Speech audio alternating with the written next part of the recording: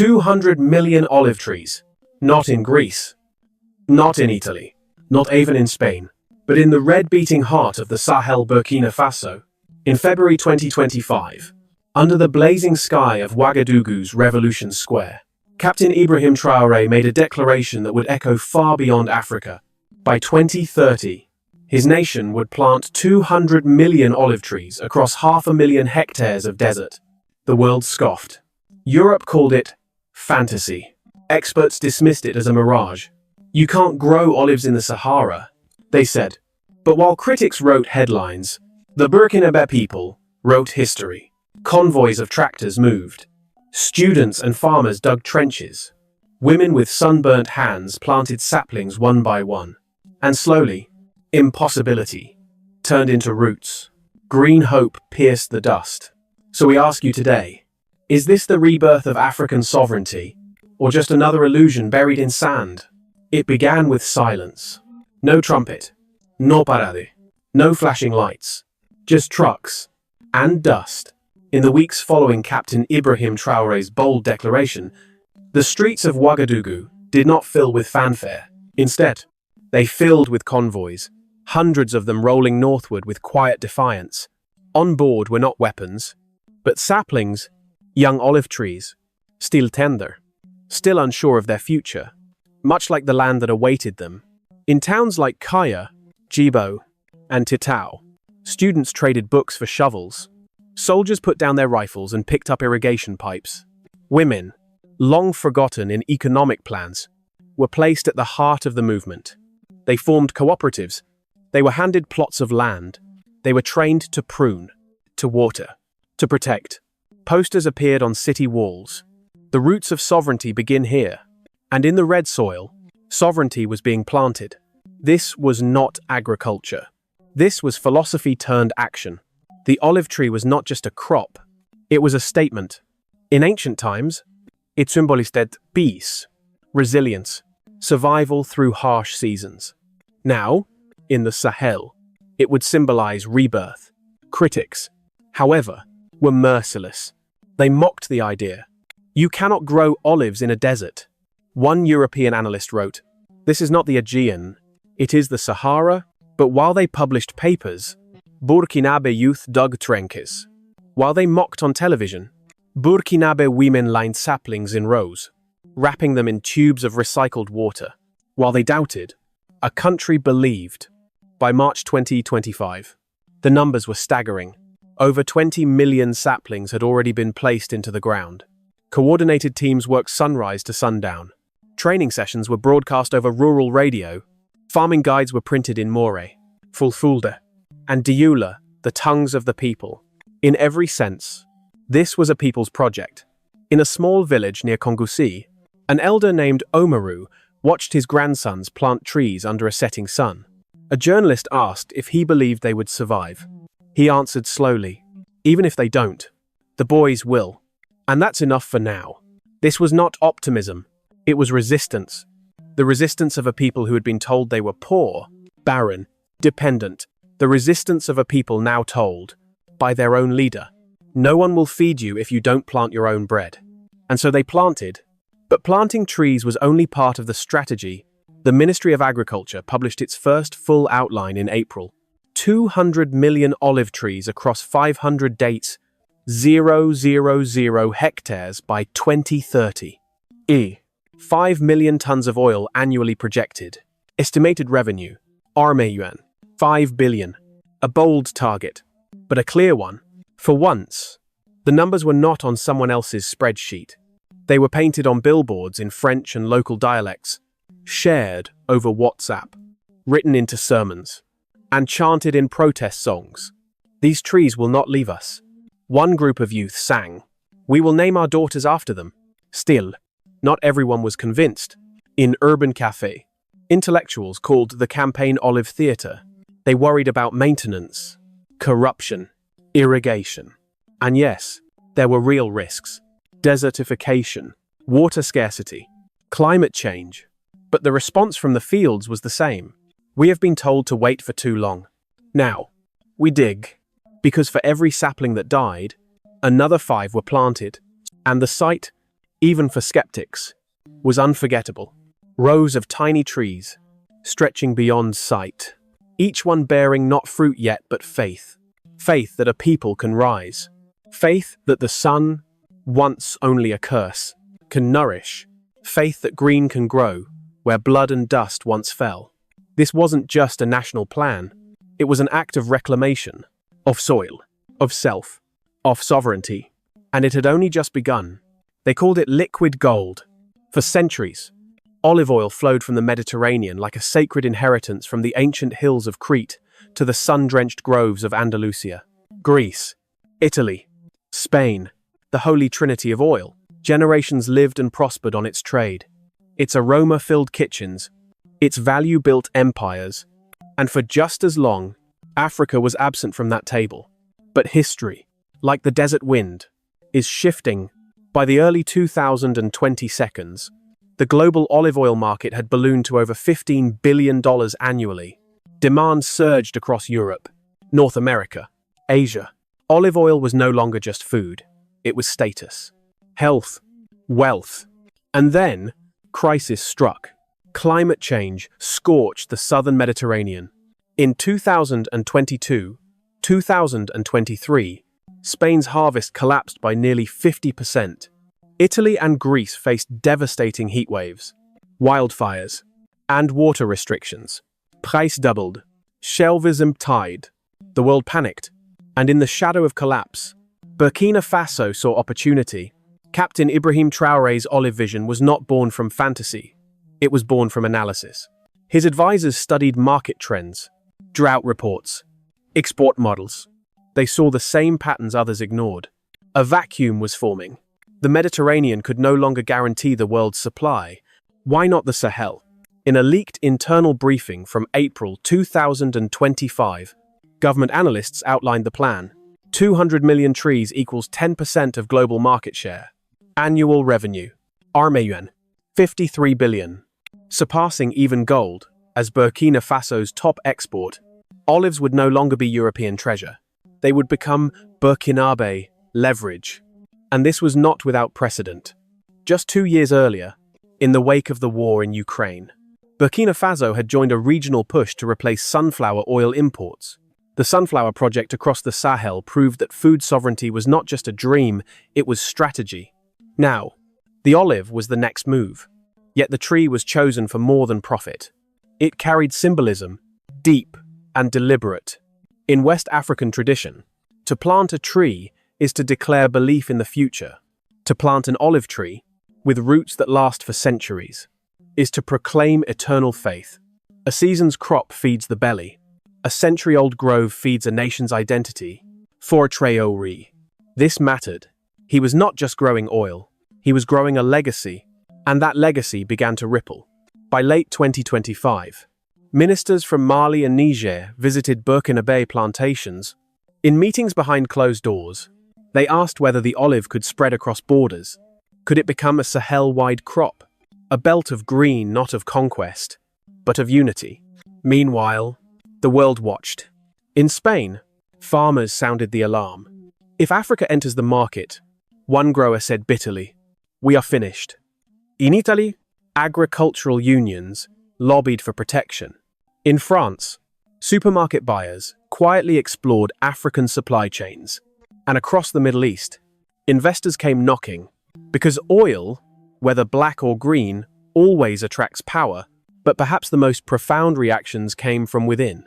In villages, hope blossomed, not just for profit, but for permanence. One youth leader said on national radio, "We used to say gold was our strength, but gold fades, olives feed." It was a new metric of success, no longer judged by barrels dug from the earth, but by roots planted into it. Still, conscience lingered. Would foreign firms muscle in once the groves matured? Would communities lose control, just as they tasted sovereignty? And could the Sahel's fragile climate truly sustain an olive empire? Those questions echoed from Ouagadougou to Brussels, from dusty co-ops to investment banks. But one fact silenced the noise. Burkina Faso was already producing, already exporting, already rising, and the message could not be clearer. Africa would no longer wait to be invited to the table. It would bring its own oil, its own label, and maybe, just maybe, its own rules. It started with a whisper. A rumor passed from mouth to mouth, from village to city, from farmer to journalist. Something didn't feel right. The trees were growing, the oil was flowing, but the wealth, the real wealth, seemed to be going elsewhere. Then came the leak.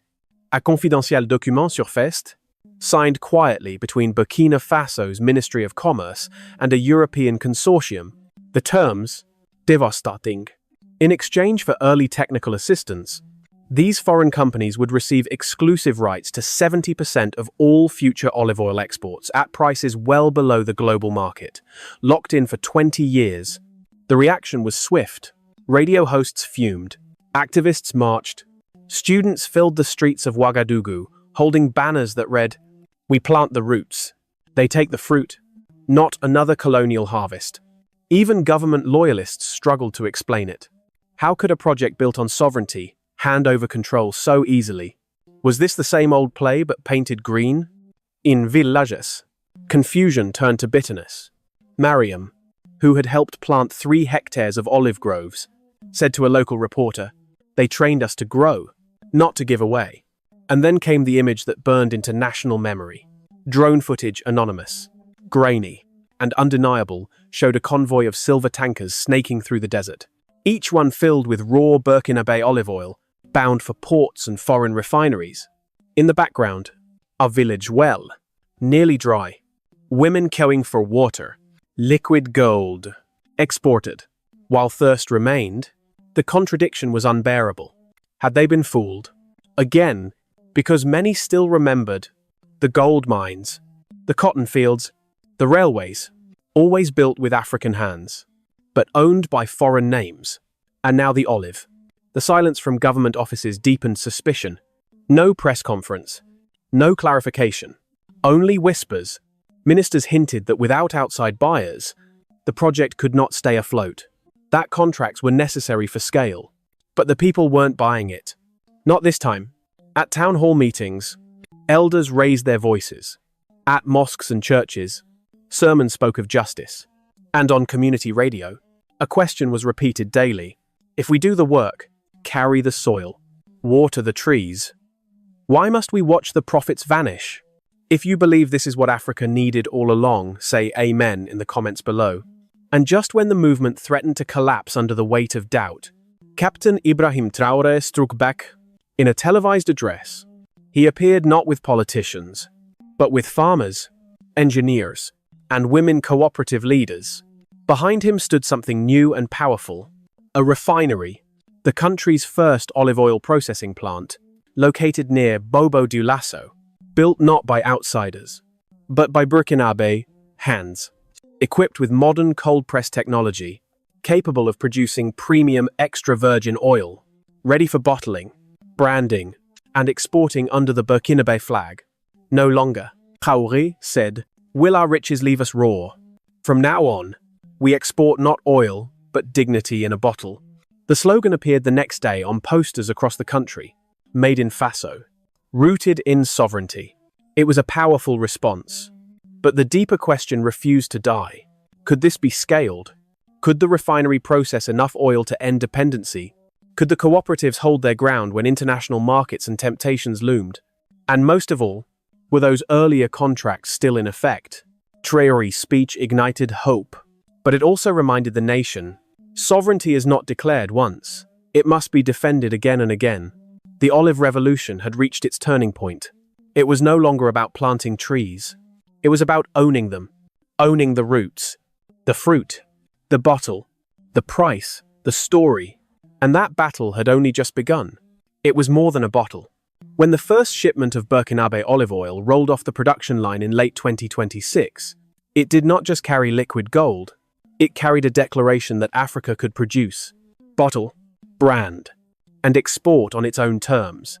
Bright green labels bore the national emblem, and a bold slogan, Faso Gold, the roots of sovereignty. It was the first time many villagers had seen their harvests not vanish into anonymous tankers, but transform into a finished product. For decades, African exports meant raw goods cocoa, coffee, cotton extracted, shipped, and refined abroad. But this time, Burkina Faso was shipping pride. The oil first appeared on shelves in Accra, Dakar, and Abidjan. Then came Casablanca, Dubai, Mumbai, and even boutique shops in Paris and Brussels. Shoppers were stunned. Olive oil from the Sahel. Not just any oil, certified extra virgin, lab-tested in Morocco and France. Blind taste tests in Dar es Salaam showed consumers couldn't distinguish it from Spain's finest. The verdict was clear. The Sahel had arrived. In Burkina Faso, the ripple was profound. Women, once confined to roadside stalls, now worked in bottling plants, earning regular wages. Youth, once dreaming of Europe, began forming business plans, launching local brands, joining export cooperatives. Even retired farmers returned not to plow, but to train the next generation. One woman, Aïcha, spoke to national radio. "I used to wait for my brother's money from France. Now he waits for my olive oil from Zorgo." It wasn't just a product, it was a reversal. And Europe took notice. Spanish and Italian trade unions issued alerts. This oil can't compete. They insisted. The Sahel is no Tuscany. One Italian grower sneered, "You cannot harvest flavor from sand." But their panic betrayed a deeper truth. Fear. For centuries, Europe owned the olive oil narrative. Now, a desert nation was writing its own chapter. Because the numbers told a powerful story. By the end of 2027, over 200,000 liters of branded olive oil exported. Deals signed with India, the UAE, and Senegal. Revenue from processed oil surpassed that of raw exports. Jobs created in packaging, logistics, marketing. This wasn't charity. It was commerce. It wasn't aid. It was agency. Across the region, inspiration spread. Mali, Niger, and Chad sent delegations to observe the factory model. Plans emerged for a Sahel olive corridor, linking trade routes, irrigation networks, and certification centers. At the African Union, ministers cited Burkina Faso as a blueprint for 21st century food sovereignty. One speaker declared, "We no longer export hunger, we export value." But with success came new scrutiny. Would cooperatives remain independent? Would global investors attempt to dictate prices? Could small farmers protect their margins? Environmentalists raised concerns. Would aquifers withstand expansion? Would desertification return if irrigation faltered? And above all, were the leaked contracts still valid? Had foreign claims already coiled around the roots? Still, amidst the questions, one truth stood firm. Burkina Faso had broken a pattern. For once, the added value, the bottling, the branding, the profit was happening at home. For once, the African label wasn't a source of doubt, but a mark of distinction. The most powerful symbol wasn't in a press release. It was at a wedding in Ziniare. As tradition dictates, the bride and groom planted a tree. This time, they planted an olive tree. Elders wept. Children clapped. A small boy pointed and said, "This one will live longer than me," because the olive tree lives for centuries.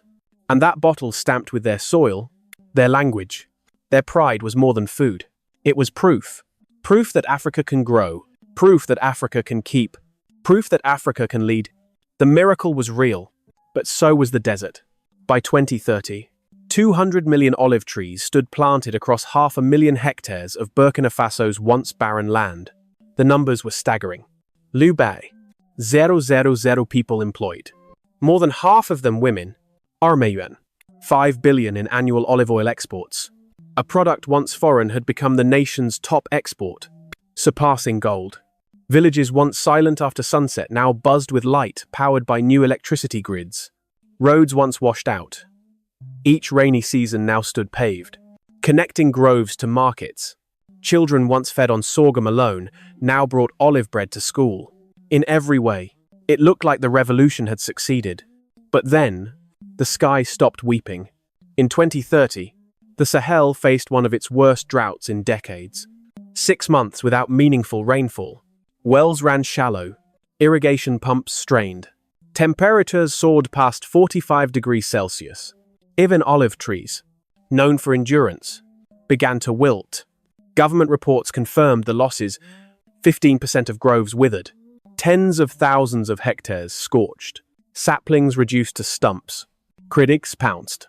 "The desert always wins," said one European analyst. "You cannot plant dreams in dust." But what happened next revealed a deeper truth. Farmers replanted, cooperatives reorganized, emergency water reserves were deployed, solar-powered pumps were upgraded.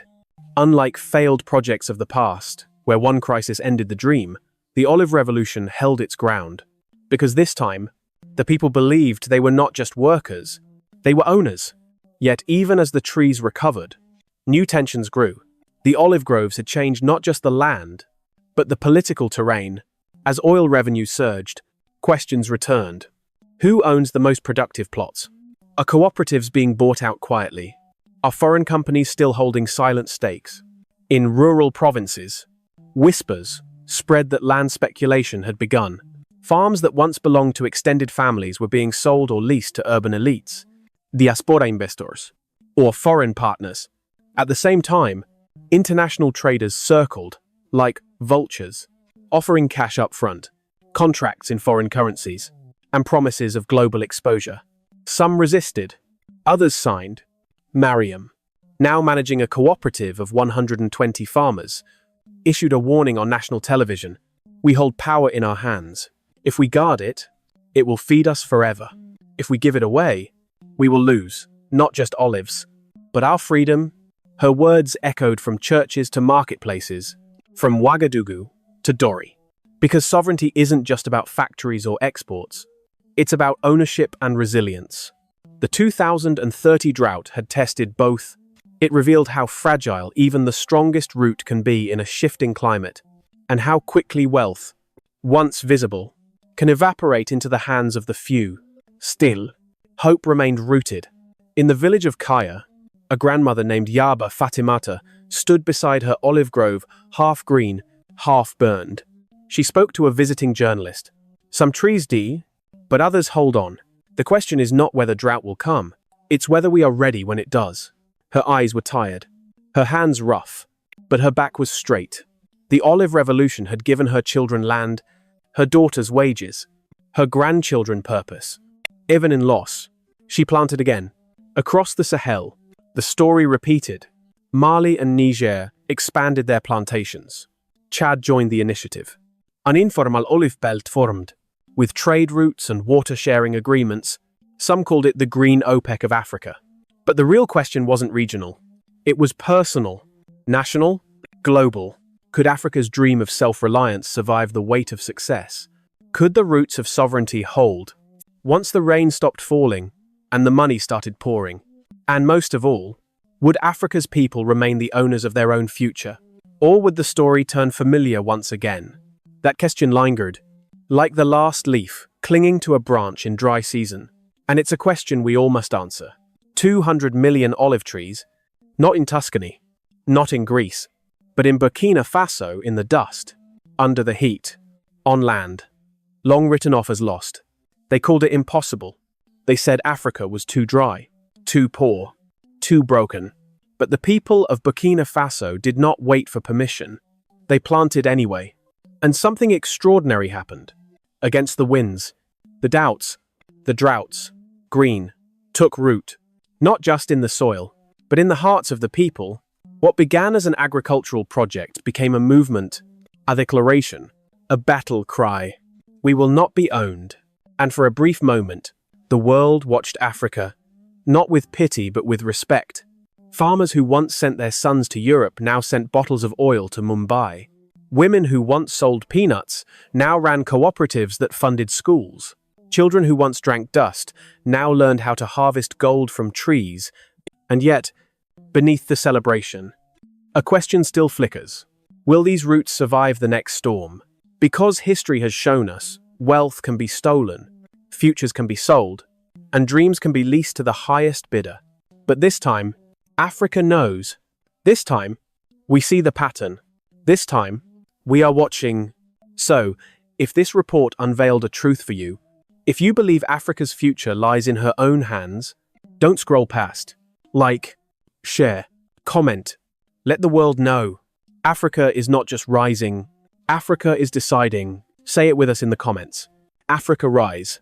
And if this olive revolution stirred something in, you stay with us. Because in the next episode, we'll follow the contracts, the power plays, and the hidden battles shaping the Sahel's green future. Subscribe, because they hid our history long enough. Let's speak our future out loud. Thanks for coming. See you in the next video for news analysis. The truth they don't want you to know.